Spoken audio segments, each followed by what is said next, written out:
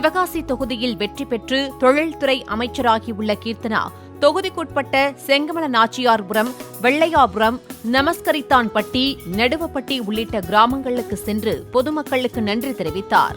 அமைச்சராகிவிட்டதால் சென்னையிலேயே இருப்பேன் என்பது கிடையாது, நான் என்றும் உங்கள் வீட்டு பிள்ளைதான் என உருக்கமாக பேசினார். பெரிய பொறுப்பை என் கையில கொடுத்திருக்கீங்க, உங்களுக்கு நான் கடமைப்பட்டிருக்கேன். அந்த கடமையை கண்டிப்பா பண்ணி தருவோம். 24 மணி நேரமும் எம்எல்ஏ ஆபீஸ் ஓபனா இருக்கு. உங்களுக்கு இருக்க பிரச்சனைய எதுவும் யோசிக்காம உங்க வீட்டு பிள்ளையா நினைச்சு, எப்படி உங்க வீட்டு பிள்ளையா நினைச்சு எனக்கு ஓட்டு போட்டீங்களோ அதே மாதிரி உங்க வீட்டு பிள்ளையா நினைச்சு மினிஸ்டர் ஆயிட்டாங்க, சென்னையில போயிருப்பாங்க, அதெல்லாம் கிடையவே கிடையாது. இன்னமும் உங்க வீட்டு பிள்ளை தான். இன்னைக்கு நீங்க இல்லைன்னா நான் மினிஸ்டர் கிடையாது, நீங்க இல்லைன்னா நான் எம்எல்ஏ கிடையாது. அன்னைக்கு சொன்ன வார்த்தை தான்.